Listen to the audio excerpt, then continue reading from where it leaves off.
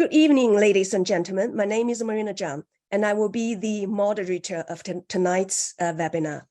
Before we begin the proceedings, and on behalf of all those present, I would like to acknowledge the Ngunnawal people as traditional custodians of the land from which I'm hosting today's webinar, and recognize any other people or families with connections to the lands of the ACT and region. Greg and I are both in Canberra. I would also like to pay respects to the elders, both past and present, acknowledging them as the traditional custodians of knowledge of this land. This session is recorded. We record audio, video, and screenshots by our presenters, but we will not record any video or audio input from the audience. Welcome to all UTS students, staff, and all friends of ACRI and UTS. Australian-China Relations Institute, known as ACRI, at UTS, is an independent, nonpartisan research institute established in 2014. For those who don't know ACRI that well, we are Australia's first and only research institute devoted to studying the relationship between Australia and China. UTS ACRI seeks to inform all relevant stakeholders about Australians' engagement with China through research, analysis, and dialogue grounded in scholarly rigor. In the evolving world of today, the realm of warfare is not confined to the traditional battlefields anymore. Instead, it has expanded into the cyberspace. Cybersecurity, therefore, is no longer an option. It's a strategic imperative, particularly as the power dynamics between nations like the United States and China unfold in this space. Understanding the battleground presents enormous challenges. It's not an open field where you can see how your opponents or your enemies charge. It's a shadow realm of codes, algorithms, and hidden vulnerabilities. In international relations, nations often opt for deterrence capabilities, operating under the principle that best defense is a good offense. However, it is important to know that in cyber warfare, the advantage often lies with the attacker, at least initially, as it's generally easier to exploit vulnerabilities in a system than it is to defend against every potential threat.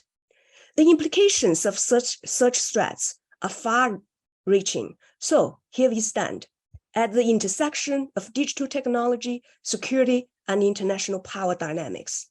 The cyber battlefield of the future will require all nations to protect critical infrastructure, safeguard intelligence systems, and secure national interests. So, joining me today on the panel are Professor Greg Austin from Canberra and Miss Katrina Heino. From Ireland. I hope I pronounced your Irish name right. Greg Austin is an adjunct professor at UTS, UTS ACRI. Greg is recognized internationally as a leading researcher on China's cyber policy, with 2 books and numerous articles on that subject since 2014, including work on Australian-China cyber relations. He has also published on China's strategic policy more broadly since 1997, that's very early, most notably in Taiwan Strait security affairs, Japan-China relations, and China maritime frontier. He has held senior positions in academia, think tanks, and NGOs in both Europe and Australia. Katrina Heino is the executive director at the Azure Forum for Contemporary Security Strategy. Katrina has over 10 years experience within applied policy research, strategic advisory, and capacity building environments, specializing in international security with focus on conflict prevention strategies related to international cybersecurity policy, strategic technologies, regional security, architectures. She recently served on the Irish government's Commission on the Defense Forces. A bit about myself. I'm an associate professor here at ACRI. Before this position, I worked for UNSW and Tsinghua University. My research stands on the intersections between technology innovation and national securities. I focus on industries such as semiconductors, biopharmaceuticals, clean energy transition, and cyber orders. Let's welcome Greg and Katrina. They will take 10 minutes each to share their insights into cyber capability between the United States and China. Greg will cover the US military cyber capability in the case of cyber war with China. And Katrina will talk about the current state of play and near future for maintaining stability in the US-China power balance in relation to military cyber capability. Without further ado, let's welcome Greg and Katrina. Last thing, if you have any questions, you are welcome to ask the panel after the presentations. Well, actually, you can pop into your questions, submit your questions with the Q&A tab at the bottom of your screen. Greg, you're the first to present. Let's welcome Greg. Well, thank you very much, Marina. Am I coming through loud and clear? Loud and clear. It's your go. Ladies and gentlemen, it's a great pleasure to be here. Thank you for joining. Look forward to discussing this rather complex subject in a very short amount of time. So I'm going to be giving you what's really a 10-minute thesis about very complex issues. My judgments in this presentation are quite firm, so I have high confidence that based on significant research by colleagues and by myself, and in fact by teams of colleagues, that the judgments in this presentation are heading in the right direction. There's no time to present the detailed justification, so I'd be happy to discuss offline with anyone after the meeting at any point in coming weeks or months about the judgments. The work here concentrates, the presentation concentrates on cyber, but we've done some equivalent work on electromagnetic spectrum and outer space, which helps reinforce the judgments I'm making tonight about cyber.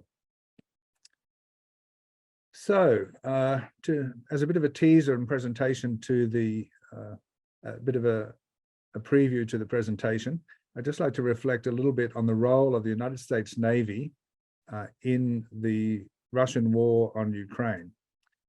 So no ships, but the Navy has been fighting in Kiev. Navy personnel have been in Kiev since at least December 2021, engaging with Russian military capabilities, of course, in cyberspace.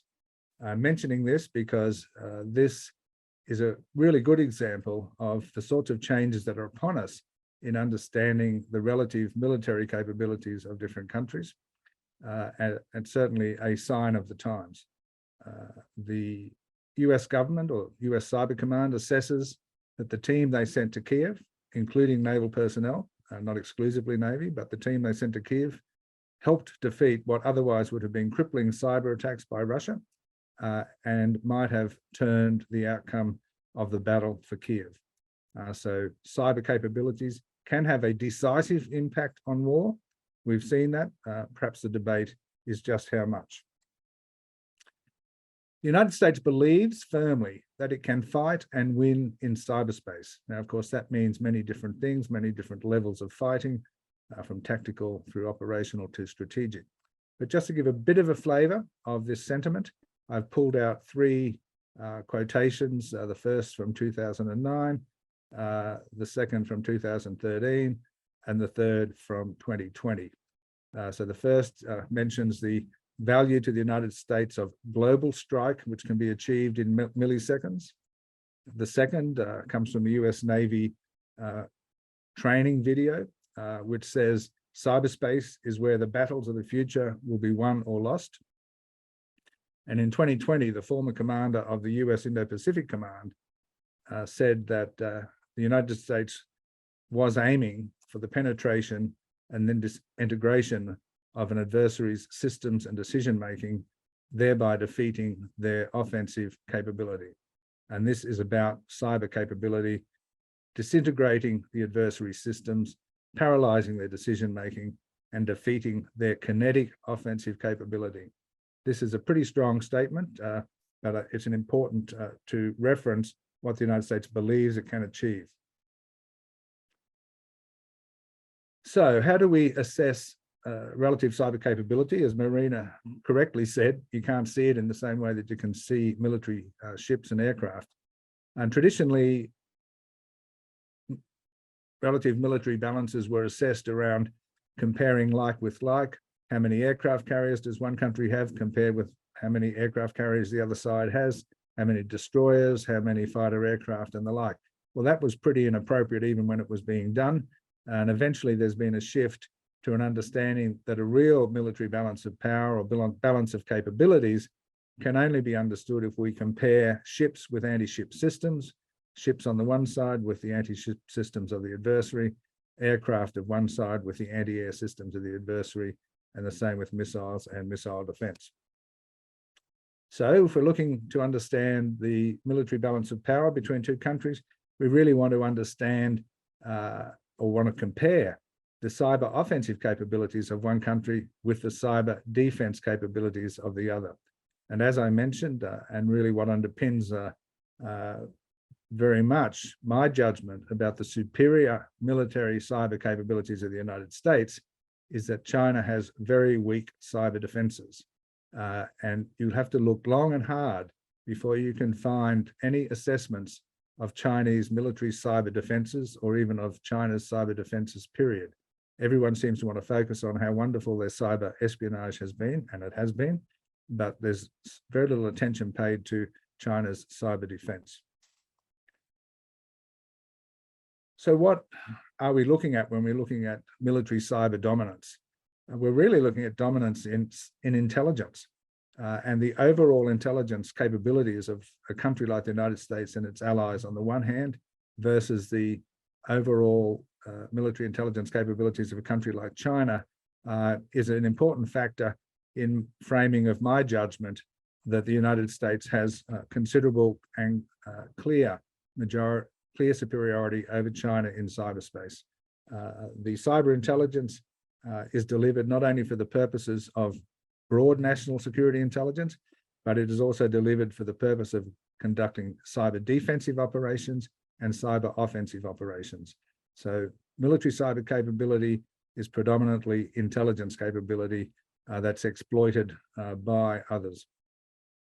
But we also look at the capacity of one country or another for systems destruction warfare, especially with a focus on critical information infrastructure. And we also look at the comparison of their industrial strengths and workforce. But we also have to look a little bit more deeply into the armed forces at things like officer trust in cyber capabilities for warfighting and in the political will of leaders to fight in cyberspace. They're very important considerations. So I've got a list of 10 military cyber missions on the screen. I'd like you to contemplate what the impact of a cyber campaign by a powerful country would look like in war if each of these missions were executed at scale. So what would war look like if each of these cyber missions were executed at scale? And I'd just like to flag a couple of them for a little bit more reflection as I go through the list. What does punishment look like in cyberspace at scale? What does cyber degradation look like at scale? What does cyber decapitation look like at scale? And so on. Mass psychological operations, information theft. Every single war plan that a foreign country has is at some point, or usually at some point, put into cyberspace and therefore susceptible to interception. But more importantly, countries have to be able to conduct kinetic campaigns to seize the information terrain. So it's highly complex. There are many different dimensions, and if delivered at scale, can be overpowering. So if we want to assess a relative order of battle, relative military capability, we have to assess the cyber missions and the cyber organizations. We have to review the degree of combat testing, the type of exercises and training that are held. We have to have knowledge of the flexibility that the armed forces can demonstrate in accessing cyber resources for offense and defense. And we have to understand what the combat cyber intelligence capacities of adversary pairs are. But to go back to the point I mentioned about the officer trust in cyber warfare operations, we have to understand the social decision structures and biases in the armed forces. This is a dimension that is almost never analysed in public discussions. So the Russia-Ukraine war, what does it tell us? Well, the war by Russia on Ukraine has seen the largest, most damaging cyber attacks in history. The largest and most damaging cyber attacks in history. The war has also seen the most wonderful and inspirational cyber defense in history in terms of scale. And it's not easy to get a sense of the scale of the attack or scale of the defense from most 10-page academic journals that you find, or even in longer books necessarily. But it's really important to understand that this is the largest cyber war in history, so we can learn lessons from it. We should understand that Russian cyber forces have repeatedly been on the offensive, and they've been consistently losing. So this is bears out a judgment that the IISS made just before, on the eve of the invasion. We published an assessment suggesting that Russian cyber forces were more or less in that position. And finally, the war has demonstrated that with this war, which is between Russia on the one hand and Ukraine and its Five Eyes allies on the other, has proven, to my mind, that the cyber military balance between Russia on the one hand and the US and its allies on the other is heavily in the favor of the United States and its allies. So turning to the China case, for similar reasons, we can make a judgment that the military balance between the US and its Five Eyes partners on the one hand versus China is very heavily in favor of the US and its Five Eyes allies. The challenge is now how to exploit that in kinetic, political, and psychological battles, and how to assess the likely outcome of those. But we have to understand, above all else, that the key to success in exploiting that advantage by the United States and its Five Eyes allies will be cyber intelligence and cyber daring. So the implications. Very quickly, China knows that it is outgunned in cyber capability by a global alliance, and for that reason, it is deterred from a decision for large-scale military confrontation with allies over Taiwan. It's a big judgment, but I'm convinced that the cyber military capabilities of the US and its allies are so clearly in favor of them that China is deterred from a decision for large-scale war.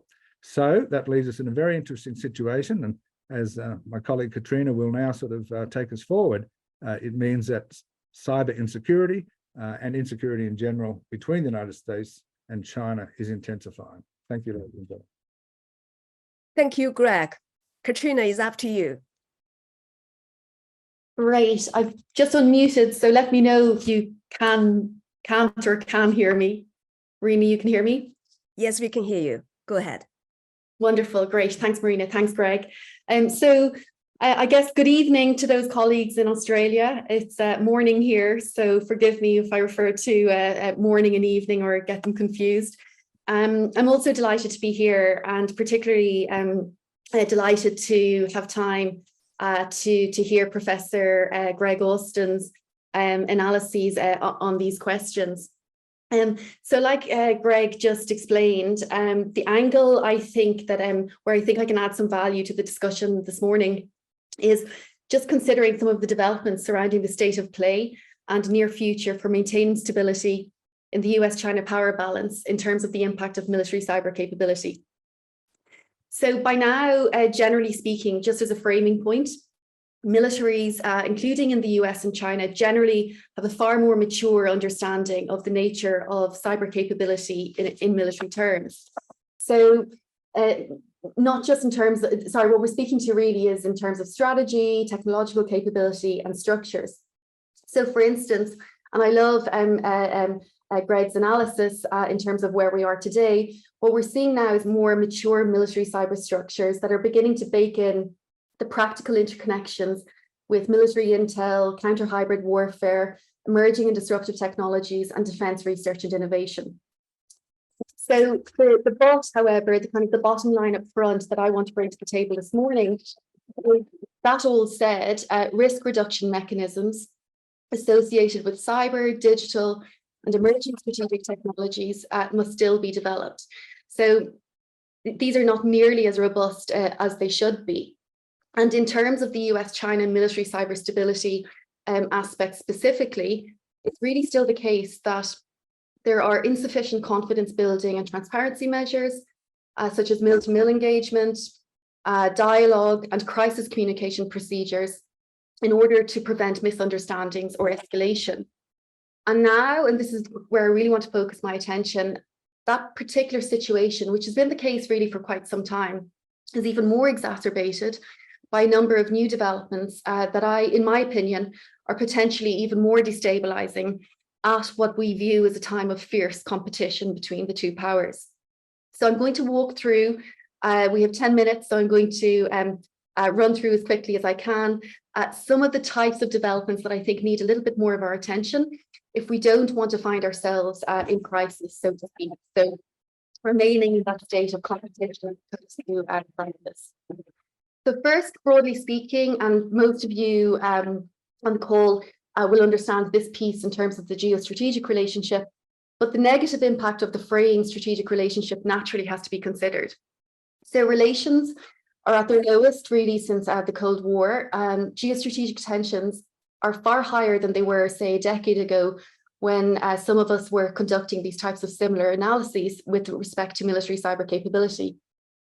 And so the potential for crisis or talk of war has become somewhat higher. Prior analyses often considered, including my own, US-China cyber questions through the prism of bilateral and regional stability. But certainly, it's clear that this is a global stability question now, concerning not just those nations in the Asia-Pacific region, but all countries across the globe. Taiwan, and of course, Greg has spoken to some of his analyses vis-a-vis Taiwan.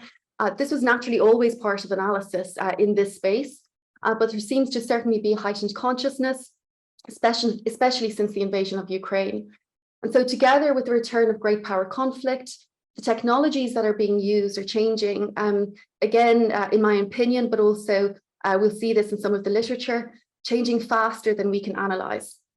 And so that brings me to, I'm going to delve in a bit more deeply into some of the types of areas of new developments that we need to spend time on.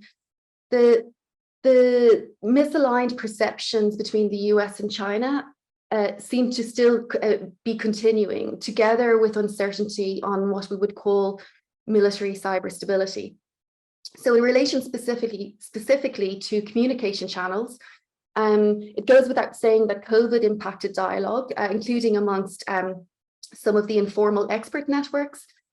There's no track one dialogue, and all, or generally speaking, formal communication channels are not in use.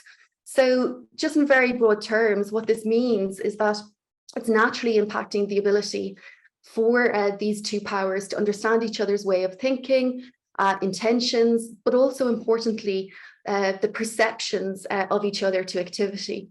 So to give you two very quick examples, there is a sense of misperceptions about the types of signals or how ongoing cyber activity is actually perceived.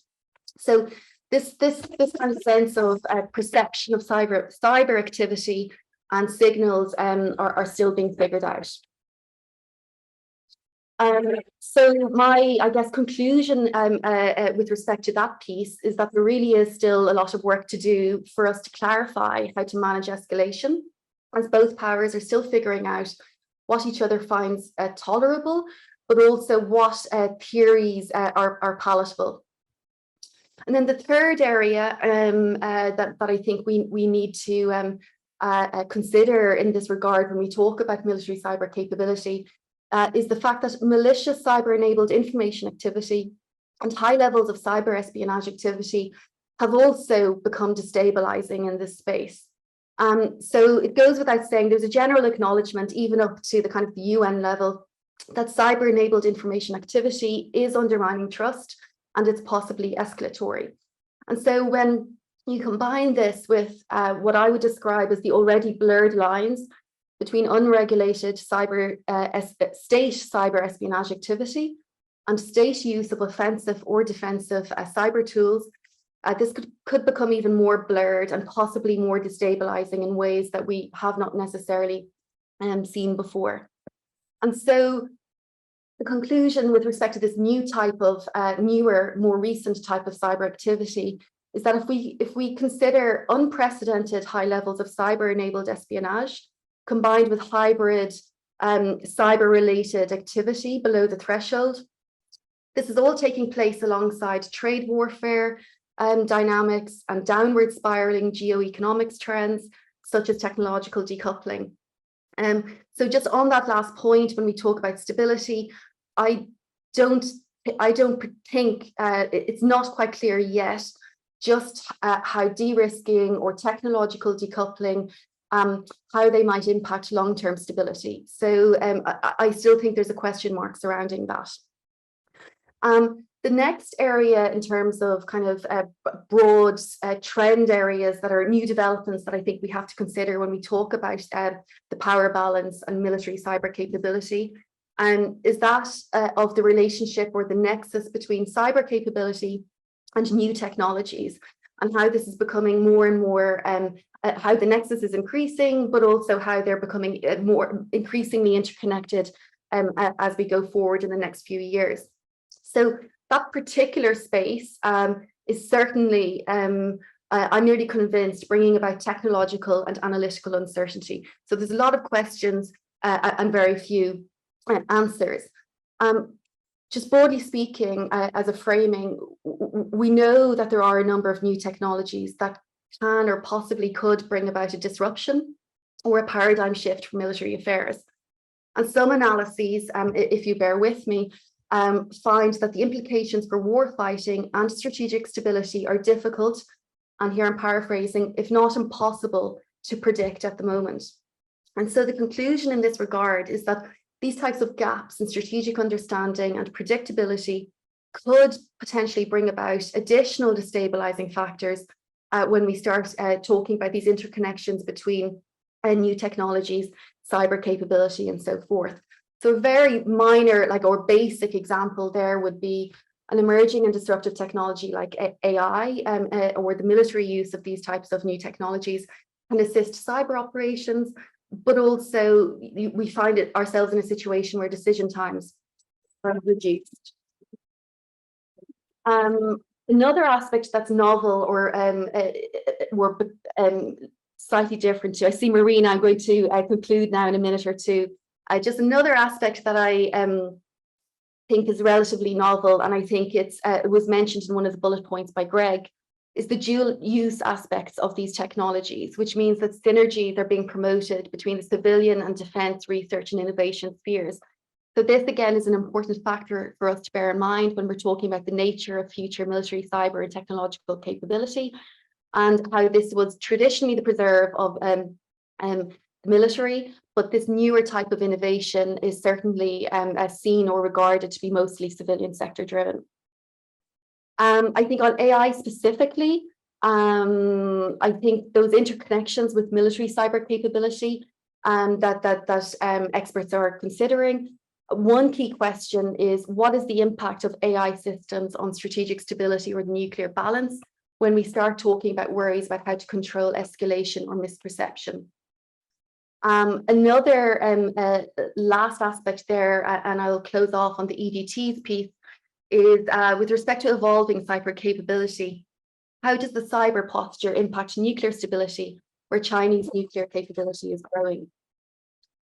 And so my last concluding remarks, I think I have my last minute or so with Marina, is just very broadly speaking, we've known for some time that third-party actors do add complexity to the military balance.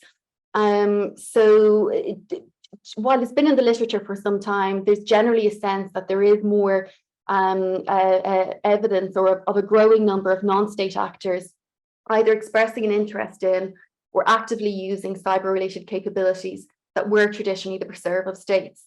And so again, for both of these powers, like the United States and China, how should they be managing non-state actors' activity so that it's not destabilizing? Greg spoke to some of the lessons already coming out of Ukraine. We saw there the involvement of third-party non-state actors in a time of conflict. And so just to conclude on Ukraine, I think it's clear, and I know we'll get to speak in more detail about Greg's presentation, but just in broadly speaking, it's clear that some of the observations and lessons from the conflict will change strategy and long-term thinking on military cyber stability.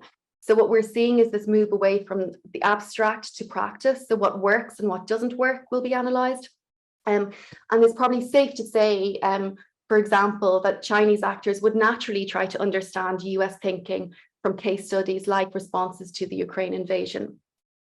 I think, and I'm going to use slightly different language to Greg, but I think it's speaking to a similar point. The conflict has also been showing the importance when we talk about capability of cyber defense capacities that Ukraine has really been maturing since the last incursion in 2014. And I think this could potentially be rather relevant when we think, broadly speaking, there is that sense that critical infrastructure vulnerabilities are sometimes understood to be rather high in the United States, when we talk about civilian infrastructure at least.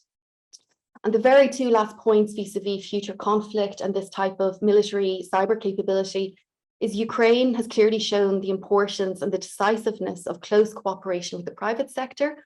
So what does that mean for these powers when we talk about military cyber capability for future conflict?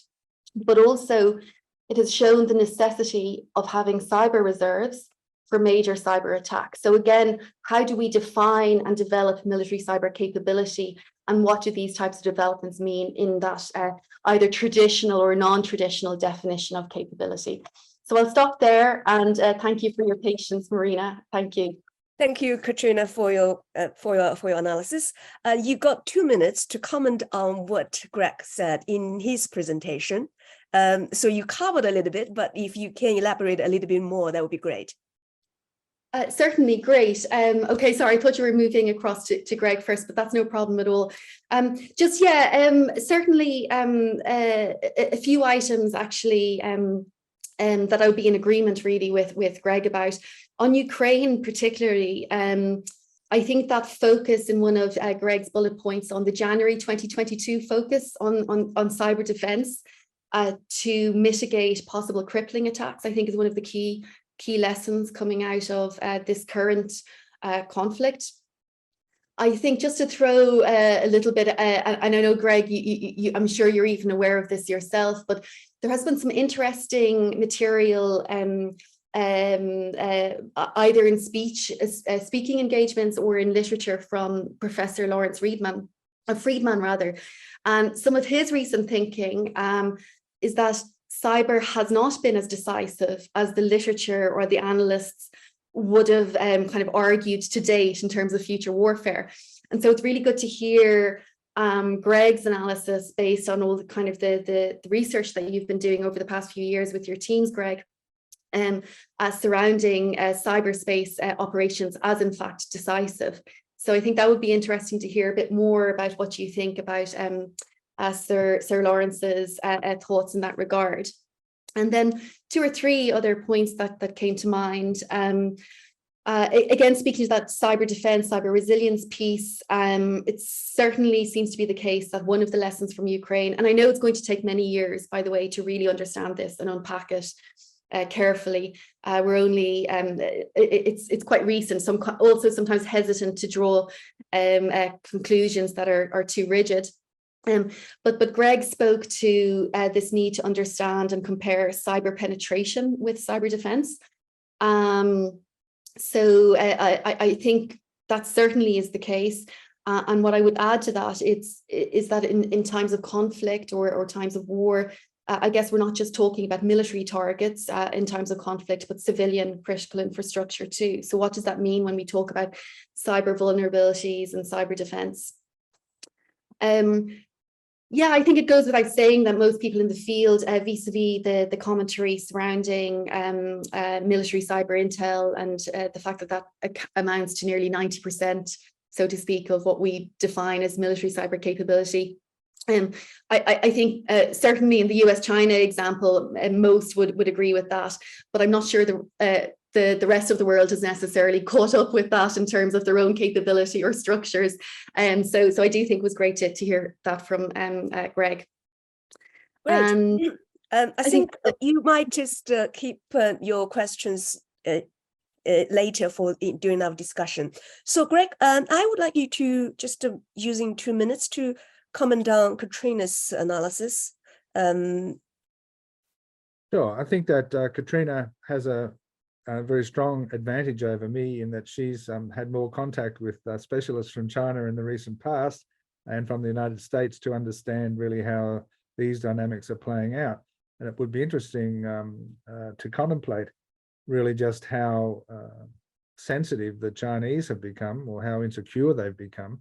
What we've seen in Washington, so Katrina is exactly right in pointing to the trend of increasing insecurity.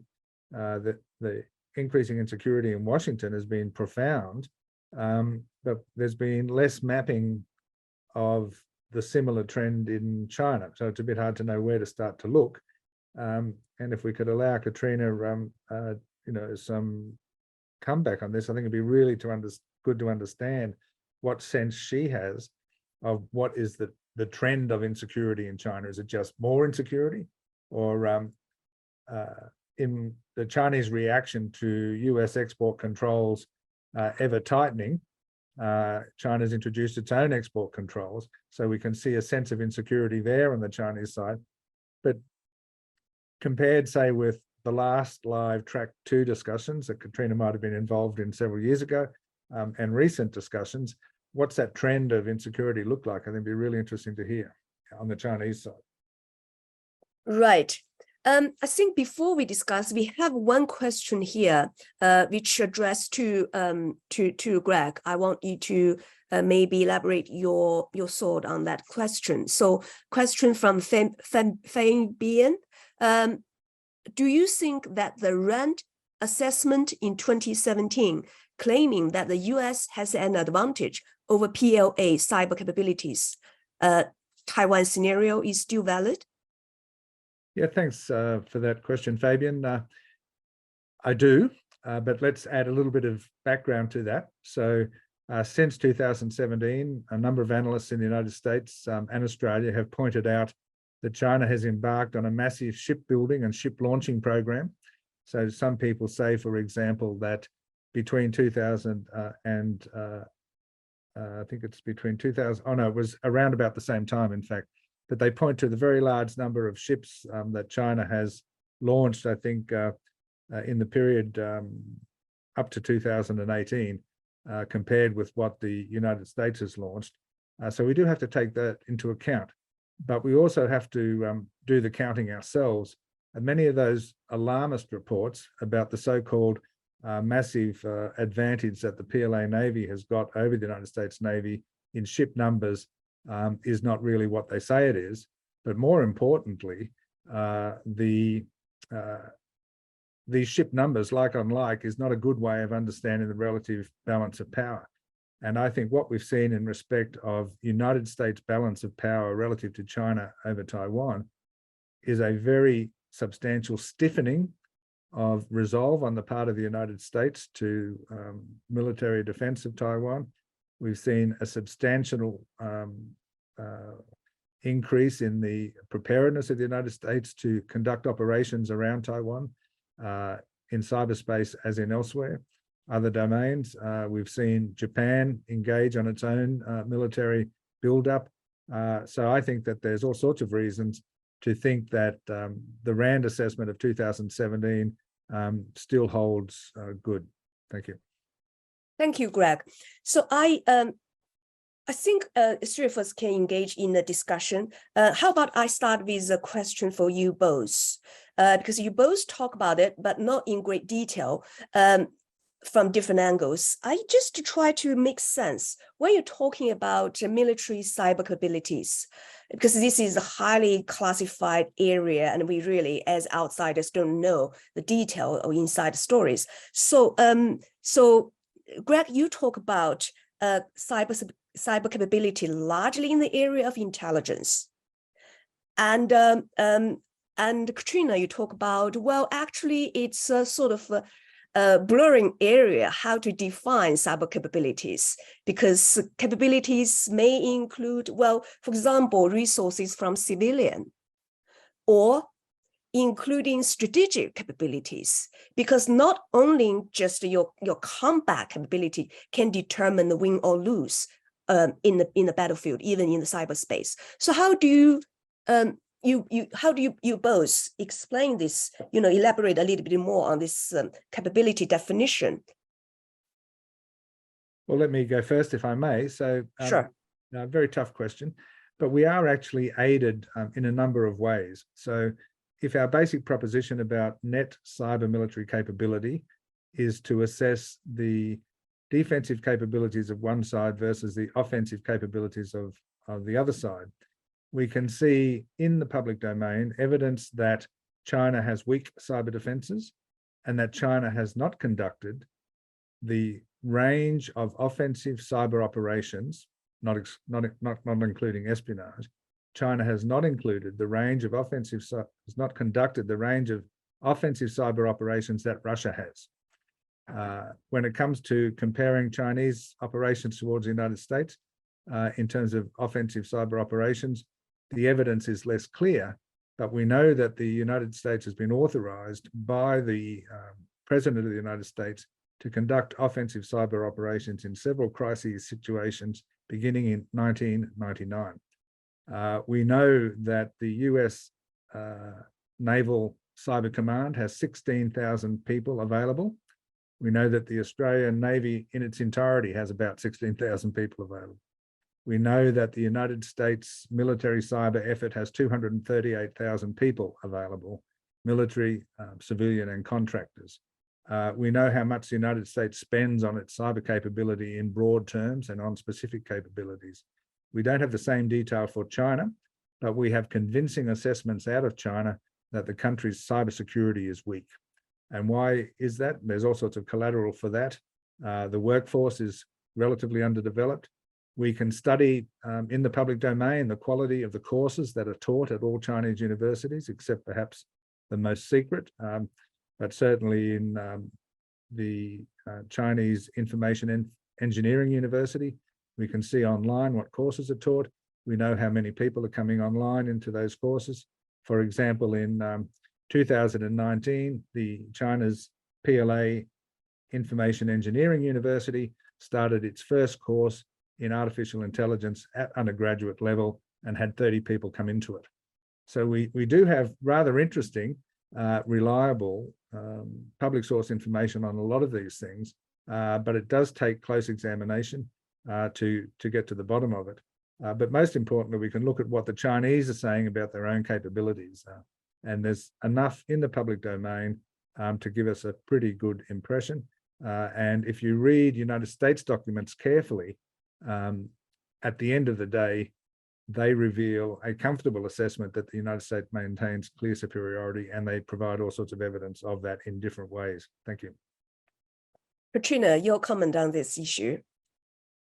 Yeah, great. I tend to completely understand the direction of analysis from Greg. I think what I would draw out in terms of how we understand this type of capability, if I understood your question correctly, is I would kind of speak to the types of points I raised in the opening remarks in terms of a broader composition of how we traditionally define or understand military cyber capability. And so in that regard, I think, of course, it goes without saying the military intelligence piece is kind of a key underpinning aspect of this. But also now, as we're seeing, and we'll see much more of this actually in the next few years, just that link with the development and use of all sorts of new and emerging technology areas. I think, again, like moving away from a traditional understanding of the space, just what does it mean in terms of the private sector? Greg had on one of his slides, you might have seen it, he referenced corporations vis-a-vis what we're seeing in the Ukraine conflict. So again, how do you bring that into your understanding or composition of military cyber capability.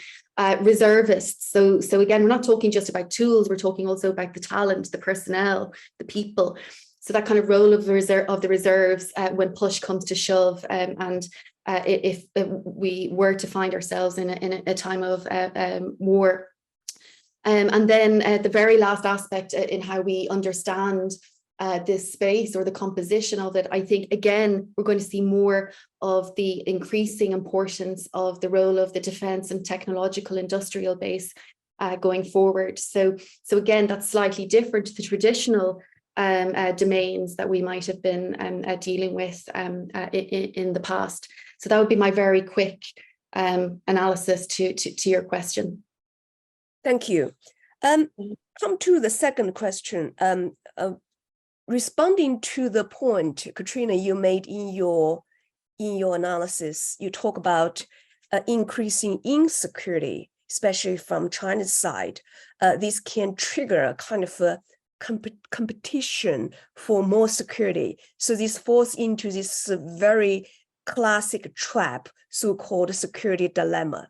So both because we all operating in the dark, in the shady area, and we don't know what really the other party holds in terms of their capabilities. So we therefore increase our capabilities and to deter the other party.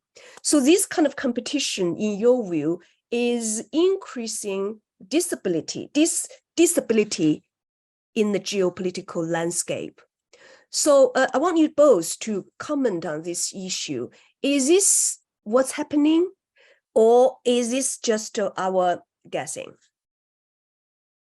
I'll go first, Greg, because I think it speaks to the point you raised in your own question about my presentation.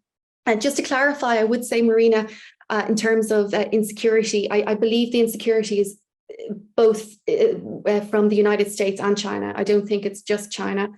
So I just want to clarify that. Yeah. I also don't believe it's as shady, so to speak, as we might have spoken about 15 years ago or 10 years ago. So what I think will speak to your question, and also Greg's remarks about how we understand maybe some of the perceptions or views on maybe Chinese thinking vis-a-vis insecurity. I think I kind of really have 3 or 4 overarching personal observations. I think it's not really. I think it all comes down to perception. So I think what's happening at the moment is how would a state like China understand US activity in a time of competition?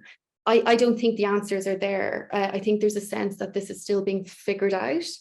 So to give you an example, if that helps, if we talk about even US doctrine, or even whether it's a theory like persistent engagement or defend forward, it's not only a case of, well, what US thinkers think about this doctrine and whether it's effective or not. It's actually how it's perceived. And it's the perception space where the insecurity and the instability can potentially arise. So if it's not perceived in the same manner, then obviously you're not, there's 2 different maps of the world.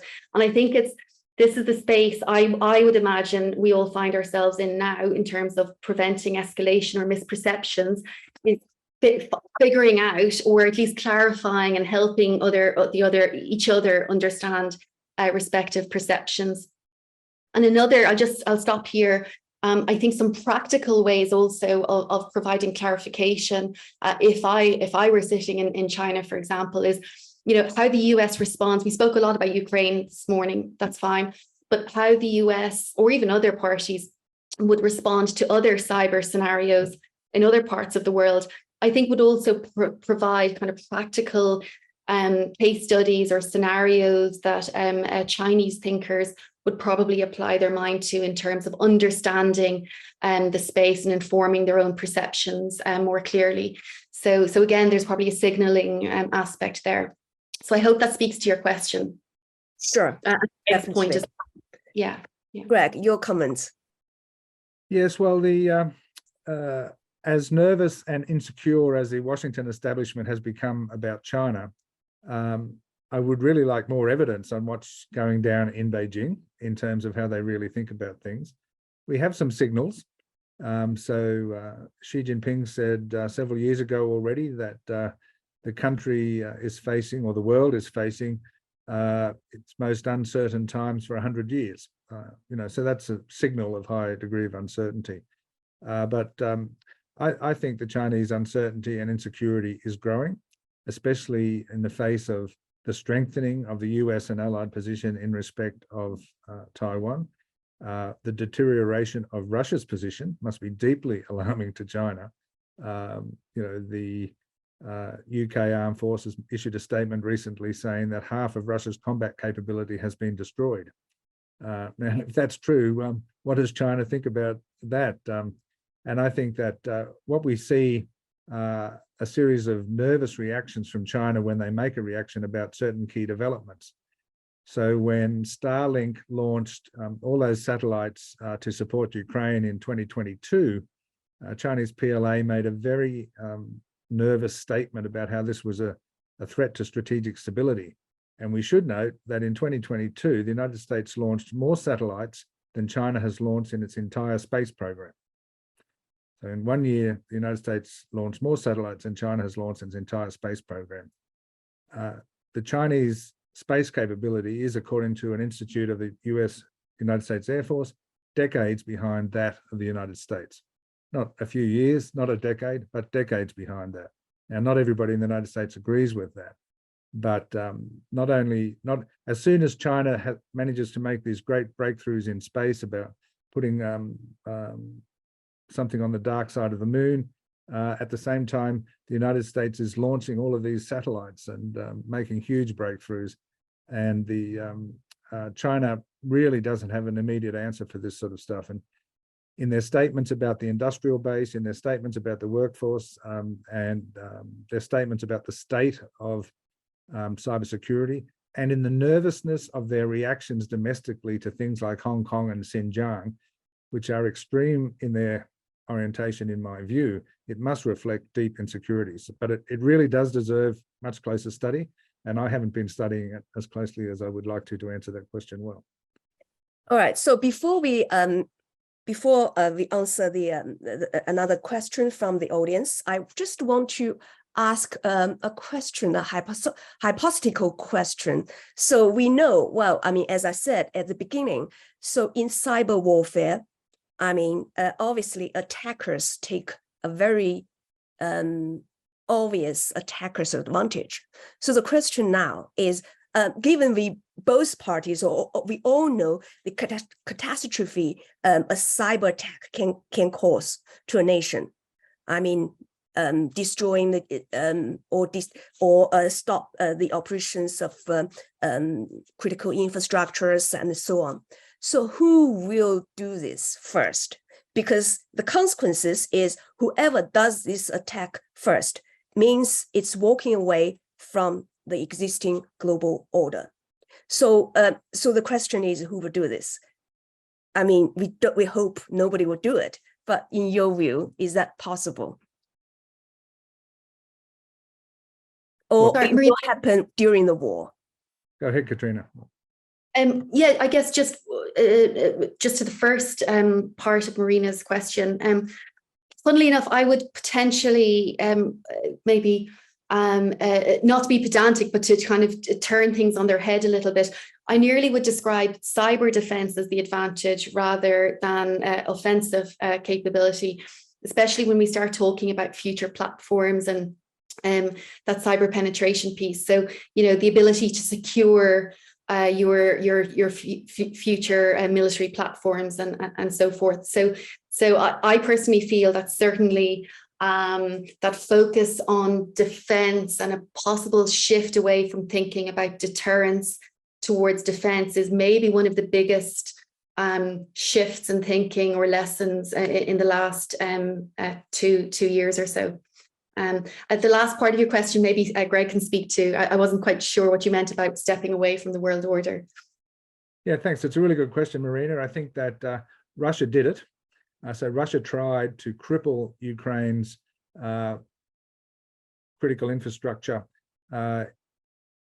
in the short term. It wasn't, a widespread catastrophic campaign, nor was it that well planned.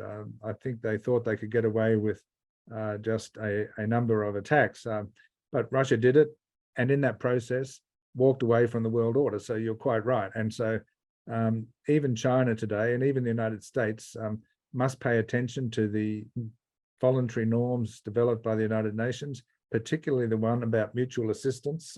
So, for example, once some countries of NATO saw what was happening in Ukraine, some of them outside the Five Eyes alliance came to Ukraine's defense. And I think the realization globally, and especially in the corporate sector, that what Russia had done, both in its aggression against Ukraine through the land invasion and the continuing missile attacks, but what Russia had done in cyberspace and continues to do is against world order. It's against the interests of leading corporations.